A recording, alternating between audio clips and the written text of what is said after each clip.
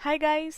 तो जो भोले भटके जिन लोगों ने इस वीडियो को क्लिक किया है, आपका बहुत बहुत शुक्रिया।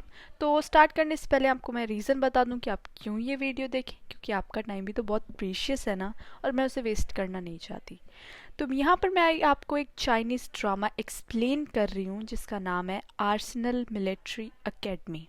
ऑलरेडी इसके 2 पार्ट्स अपलोड हो गए हैं, जिसका मेन थीम ये है कि एक लड़की अपनी पूरी आइडेंटिटी चेंज कर लेती है। गर्ल से वो बॉय में चेंज हो जाती है just because she wanna go to a academy, क्योंकि उसकी एक ब्रदर का ड्रीम था कि वो मिलिट्री ट्रेनिंग पे जाए और अपनी कंट्री के लिए कुछ करे। एंड इवन इसका जो प्लॉट है वो वर्ल्ड वॉर 2 पे बेस्ड है। इस सीरीज़ में मैं जो मेन लीड है, इसमें कोई मेन फीमेल या मेल लीड नहीं है। सबकी अपनी एक इम्पोर्टेंस है और उनकी अपनी एक इंडिविजुअल स्टोरीज है जो एक दूसरे में वो कनेक्ट करती हैं और एक बहुत अच्छी स्टोरी बनती है। तो पहले मैं इसकी जो इम्पोर्टेंट है, जैसे कि जी जियांग जो फीमेल लीड है, और जो मेल लीड है वो है गू जैंगजन, उसको उसकी स्टोरी एक्सप्लेन करूँगी ताकि आपको भी मज़ा आए। जो बेफालतू की चीज़ें वो मैं इग्नोर कर दूँगी, और जो रेस्ट ऑफ द स्टोरीज़ आ जाएंगी जैसे वेनजोंग की, सॉन्ग की, जुनसान की, उसको मैं अलग सीरीज़ में एक्सप्लेन करूँगी, बिकॉज उनकी भी अपनी एक अच्छी सी लव स्टोरी, अपनी अच्छी सी एक बैकग्राउंड स्टोरी है जो काफ़ी अच्छी लगेगी।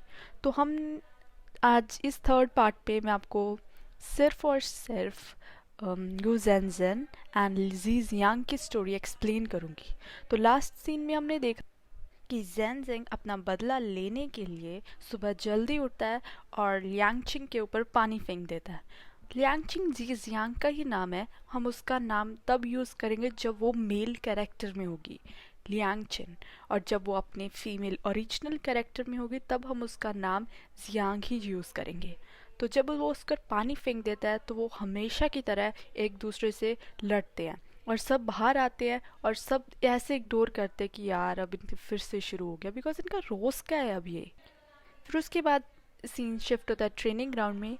वहाँ पर लियांगचिन को पता चलता है कि उससे मिलने उसकी एक फ्रेंड आई है जिसको उसकी आइडेंटिटी के बारे में पता है। और जब वो बाहर उससे मिलने जाती है तब वो उसकी फ्रेंड उसे बताती है कि उसके फादर उससे मिलने आ रहे हैं कल, जिसे देख जियांग काफ़ी डर जाती है। और फिर वो अगले सुबह अपने फ्रेंड जियाओ से मिलने उसके स्कूल जाती है। वहाँ पर जाकर जियाओ उससे मिलती है और वो उससे अपनी प्रॉब्लम शेयर करती है।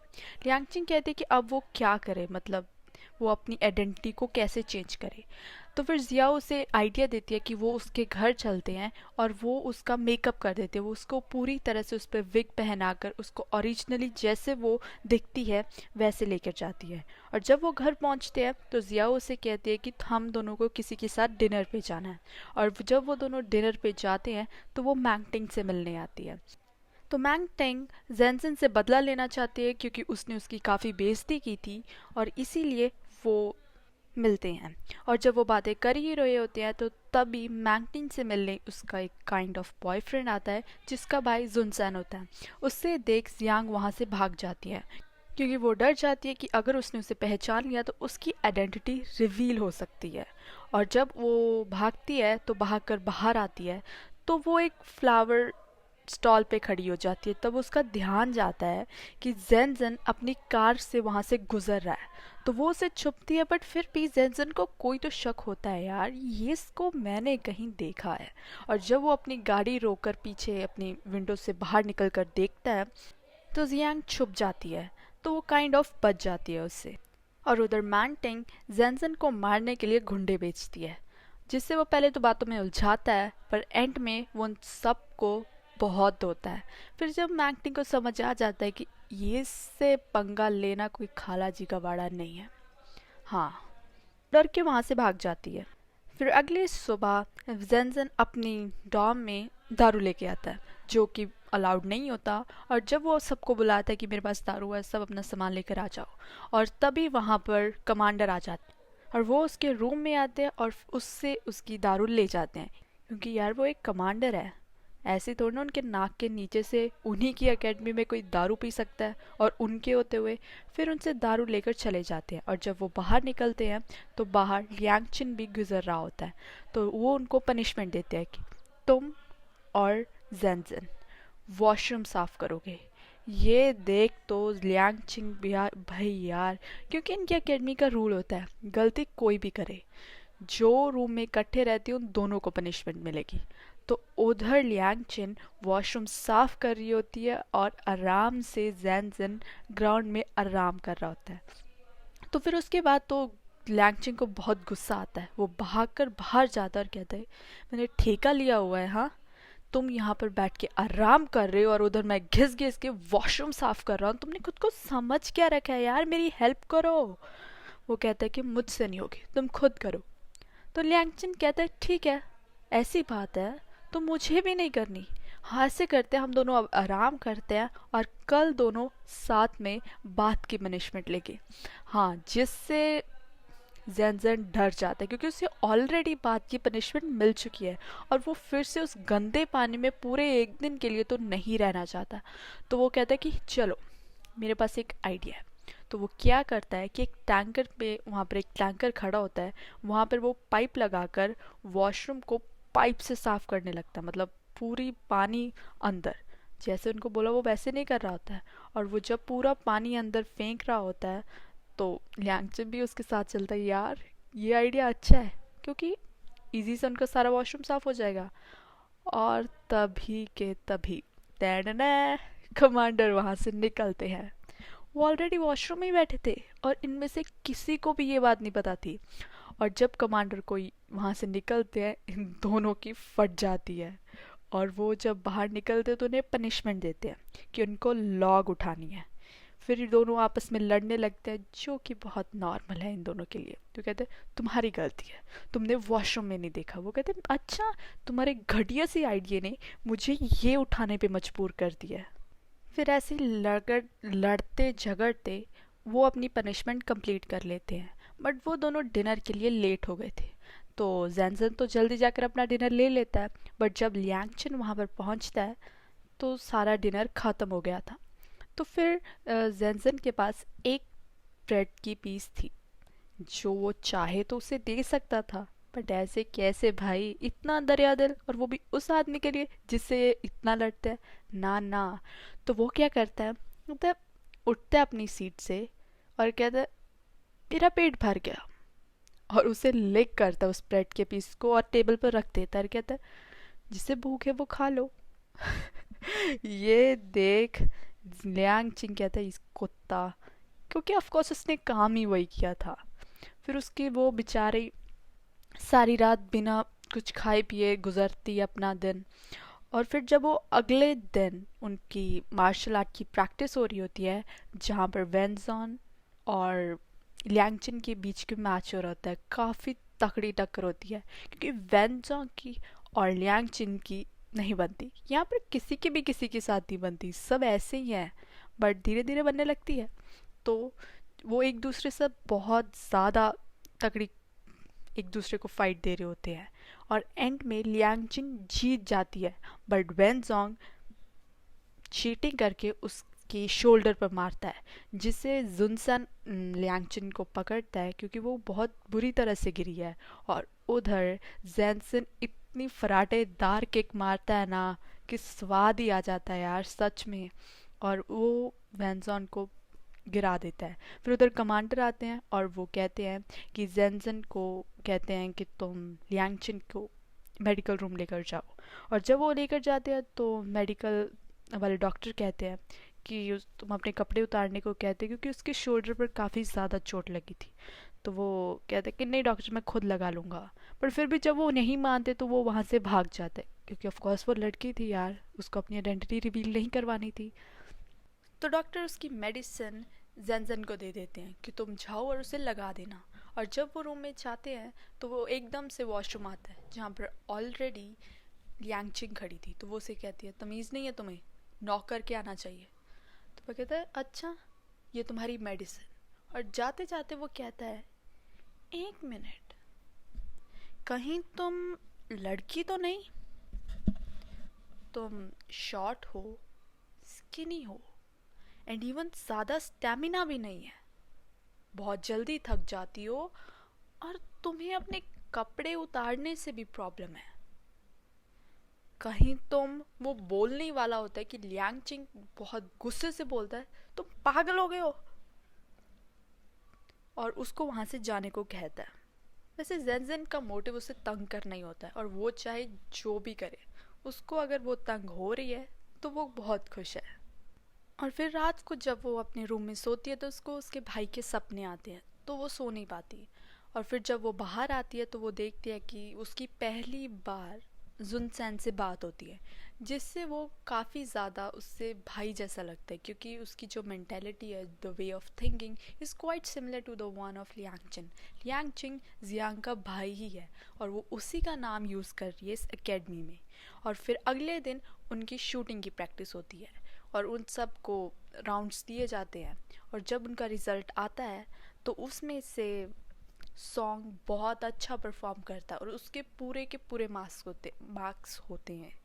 ये देख वैनजोंग बहुत चढ़ता है। ही वॉज लाइक अबे यार।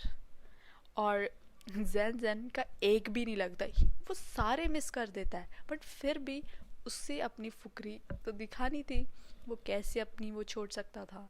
और फिर भी वो अपने आप को पूरा ऐसे दिखाता है। और उधर जियांग का भी ज़्यादा अच्छा परफॉर्मेंस नहीं होता, मतलब यांगचिंग का भी ज़्यादा अच्छा परफॉर्मेंस नहीं होता। तो जेनसन और उधर कमांडर उन्हें समझाते हैं कि ऐसा भी क्या तीर मार लिया तुमने, शॉट्स ही लगे हैं, ये तो कोई बच्चा भी कर लेगा। तो ये देख जेनसन कहता है अच्छा तो आप करके दिखाओ हमें। तो कमांडर वहाँ पर आते हैं, वो शूट करने ही वाले होते हैं और रुक जाते हैं और कहते हैं हमारे लंच का वक्त हो गया, जाओ यहाँ से। मतलब वो नहीं करते। और उधर लियांगचिन के फादर के शहर में आने का वक्त हो जाता है, तो वो कमांडर से हॉलीडे के जाने के लिए परमिशन मांगते हैं। और जब वो जाती है तो वो देखती है कि कमांडर वहाँ पर नहीं है, तो वो ट्रेनिंग ग्राउंड में देखती है तो वो शूटिंग कर रहे होते हैं। और जब वो देखती है तो वो बिल्कुल उनके निशाना बिल्कुल परफेक्ट था। वो देखकर वो हैरान हो जाती है, मतलब अगर वो इतने अच्छे शूटर हैं तो क्यों आज उन्होंने ट्रेनिंग ग्राउंड में ऐसा नहीं किया। उसको उस वक्त जवाब तो नहीं मिलता, बट फिर भी उसको छुट्टी ज़रूर मिल जाती है।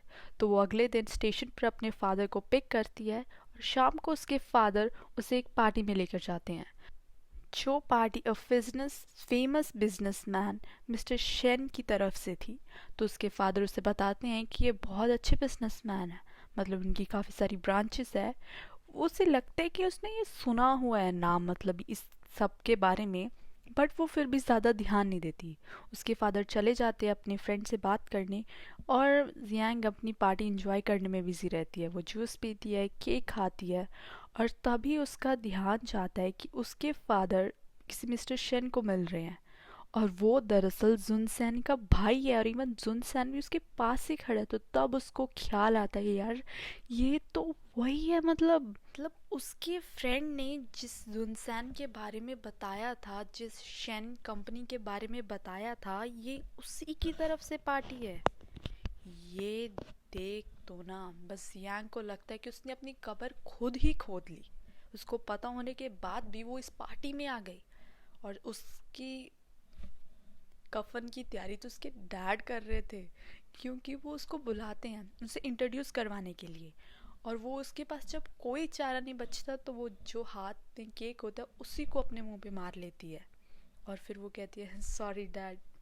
और ऐसे कैसे वो बच जाती। तो जो शेन होते हैं वो अपने भाई मतलब जुनसैन को कहते हैं कि तुम इसको वॉशरूम दिखा दो ऊपर। ये देख जियांग वहाँ से भाग जाती, कहते कोई ज़रूरत नहीं, मैं खुद कर लूँगी। और फिर भी जुनसैन उसके पीछे चला जाता है कि एज ए जेंटलमैन उसका फ़र्ज़ बनता है यार। और फिर जियांग कैसे ना कैसे करके ऊपर वॉशरूम में पहुँच जाती है जुनसैन के आने से पहले।